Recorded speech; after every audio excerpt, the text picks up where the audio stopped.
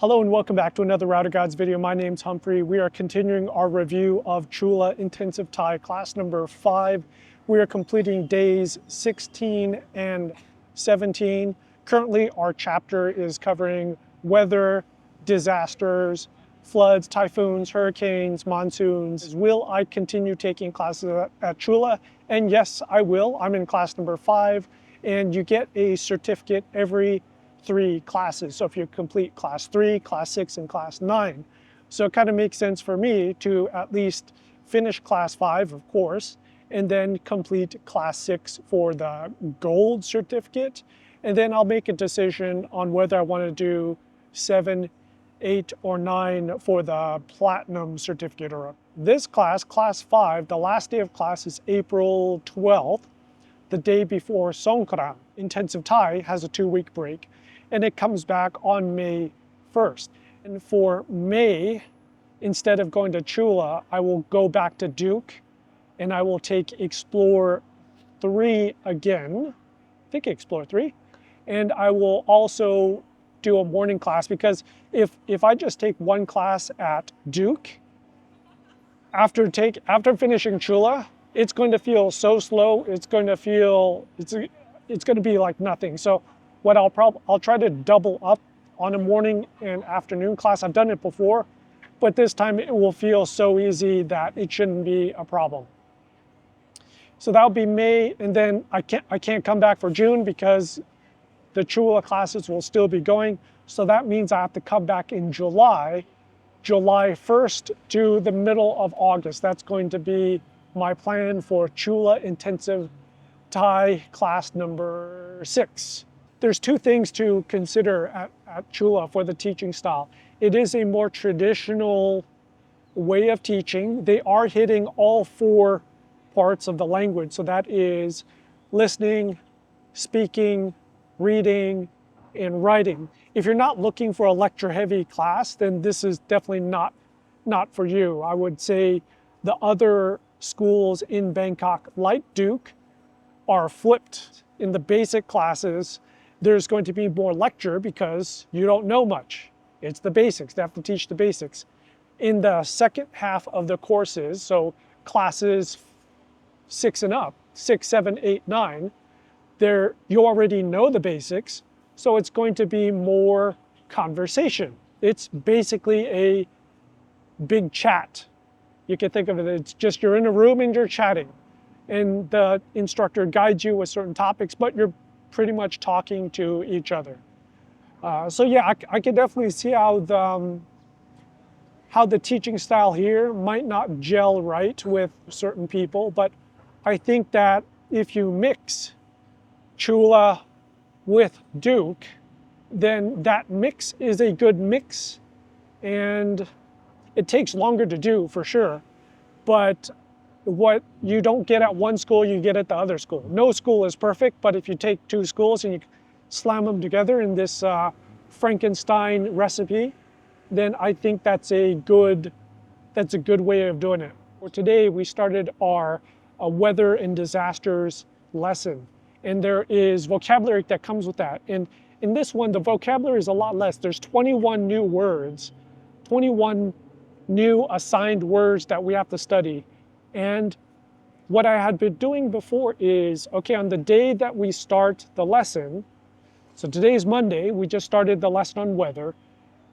When I go to Starbucks afterwards, I will start my flashcards on these words.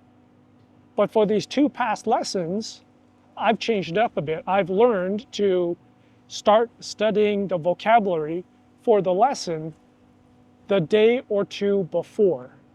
So I started studying the weather words yesterday. I started studying the medical words the day before we started the medical chapter. And the reason for that is you want to at least have seen the words a couple times before class, because you're going to cover the word again at class, and you want that to be the second hit. You don't want it to be the first time you've seen the word cancer, like, oh, because now your brain's kind of in shock, right? You want to see that word for cancer or pneumonia or large intestines, large intestines. We now know the word for cancer of the large intestines. And if you've seen that word before, you studied it the day before, and now coming into class, they talk about it again, and they read the article again, because in the first day of every lesson, you read an article, you read a presentation, and if you've just started learning that word 10 minutes before, it's really tough. Yeah, I changed it up. I started learning the words, not all of them, because like 76 words in one day, that's crazy, right?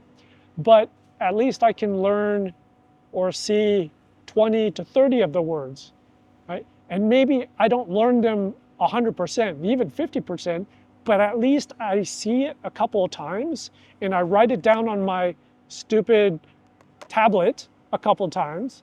And then the next day, it's somewhat of a review. I've seen that word before, I kind of know what it is. Or if I can't remember it, at least it's a situation where, well, I saw it before, I just can't, it's on the tip of my tongue, that's okay as well. As long as you're not in a situation where I've never seen that word before in my life, other than 10 minutes before. Also, another thing I've been doing is keeping up with a schedule. This was a private question I got from one of my friends, is they're thinking about Chula as well. And they were asking, I don't know why I'm holding this, but they were asking, is the homework as bad as you make it? Is it really 3 to 4 hours or 5 hours a day? And yes, it is. Because here's the tough part about the studying at Chula. It is overlapping levels of studying. Monday through Friday, actually every day, you're going to have at least 1 to 2 hours of vocabulary study.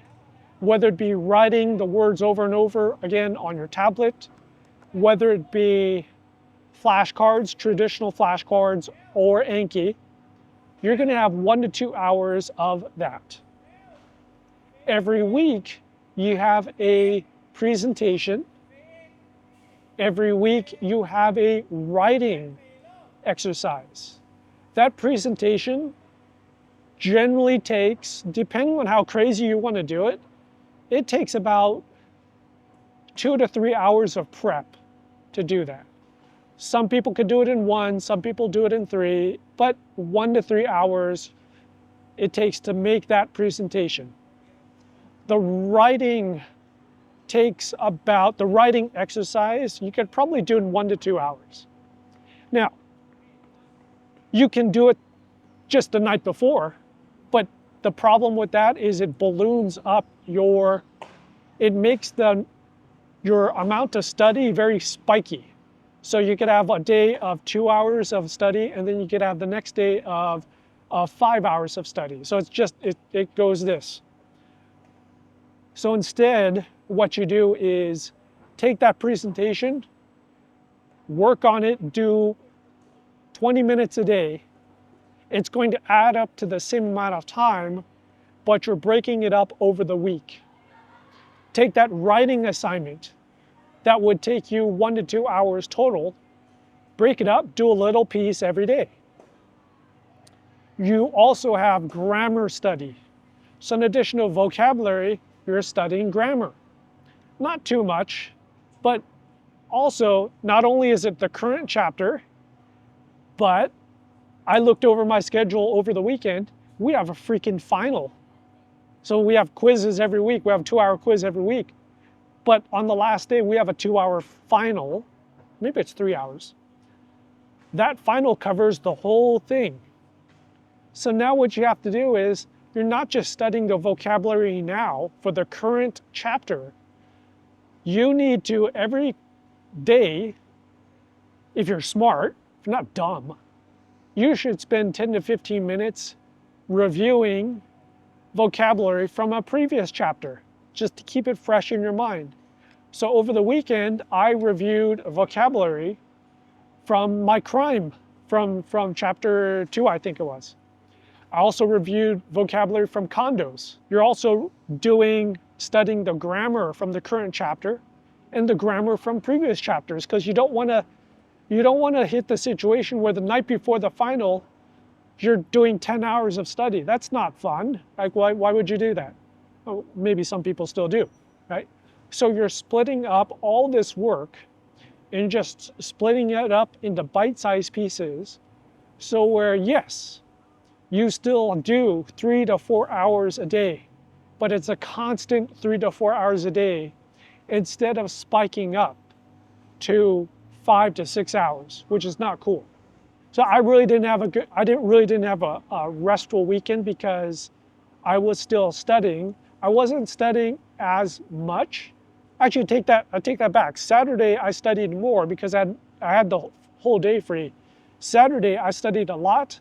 Sunday I still studied, but I studied a little bit less, I only did 2.5 hours, which is weird to say because a quiet study day is 2.5 hours. It's something less than 3 hours, which is, yeah, it's weird to say.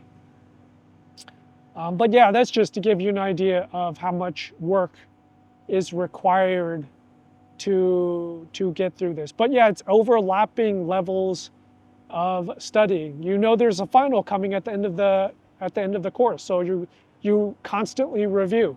You know that there's a quiz coming up, so you constantly are studying the grammar. You know that there is a presentation on Friday, so you do that presentation little bit by little bit. You know there's a writing thing, so you do it little by little. Just you break everything down into bite-sized pieces and you do it every single day and you make it a habit. Also, another thing I've been doing is before I leave campus, so after I finish this video, after I finish filming this video, I will still stay here and I will review my notes before I leave campus. So another habit I started doing is before I leave campus, I do something productive towards my studying. So whether it be I'll write 1 tablet's worth of vocabulary, I'll review 10 words, I'll rewrite my notes, I'll review some grammar, I'll do something. So I never leave campus empty-handed. I always try to do something. Okay, so this was a review of days 16 and 17. I'm really tired. And if you have any questions or comments, as usual, put them in the comment section below. And I'll see you in 2 to 3 days. Bye.